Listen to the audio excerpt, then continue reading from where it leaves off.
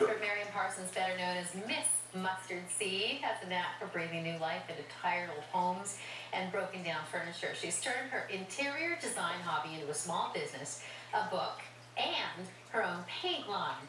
And she's with us in studio this morning to show us how to make a vintage sign, which are really popular right now. They are, yes, very popular. And this one here has different stages. Tell me about this particular sign and the stages that we're looking at. Right, so I'm going to actually show you how to do it. Okay. Okay. Yeah, I'm forgetting a little hands-on. You're handy. You do this. Okay. Okay, we have to paint like this because we're wearing cute clothes. Okay. Right. And this is your own paint line. Right, this is Miss Mustard Seed's milk paint. It's actually made in Toronto. Yeah, it's made in Toronto right here. It's an all-natural paint.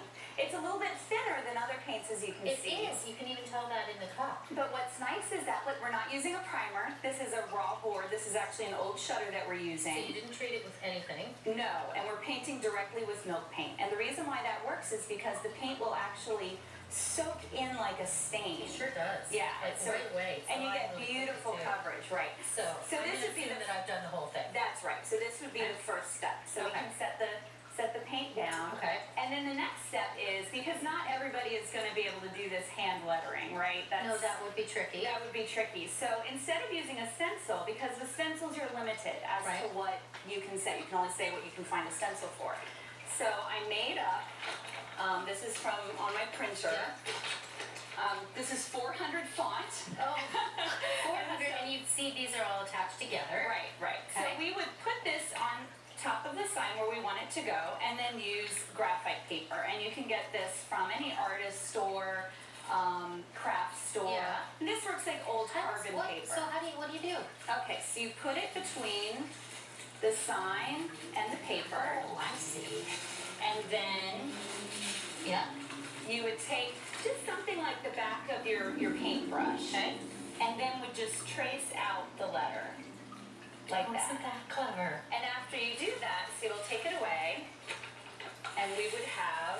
And you've got the trace of that right there. Right. And so you have the letter A. So then you could just paint that in, and we're going to use just acrylic craft paint. Okay. Run-of-the-mill craft paint, and... A fairly delicate brush. Right. This is an artist brush, and you would just paint in the letter. This is fantastic. So it would look like this, and as you can see... As you first paint it, it's going to look like this. Right, and it's not perfect. It doesn't, you have to just let go of the idea that I guess you don't want it to be. No, you don't. It doesn't have to be perfect. Because what we're going to do is distress it. You want to give that a go? So this is a medium grit sandpaper. Yeah. How hard? Just sort of moderate pressure. It depends on the piece. Okay. And what you're doing is, as you can see, you're starting to sort of pull back some of the paint. So it looks like it's been Oh, I see too. worn. So I'm wearing it there, but look at that. Right. So it looks like this. So that doesn't look all that beautiful at this point, right? I don't mind it. Like, I like it. Like that. But it's kind of rough and rudimentary. We're going to add, this is antiquing wax. Okay. And what this does is it will antique the piece. It gives it that patina of age, like it's been around for a long time. And it's actually wax? And do you have to heat it or Yes. no? Okay. No. It comes in, it's sort of margarine consistency. So you're just going to dip the brush in a little bit. You're really putting it up. I am. I'm putting it I right could ruin your sign though. No. You can't ruin it. You can't ruin it. So that's a little bit much. Let's scrape off some.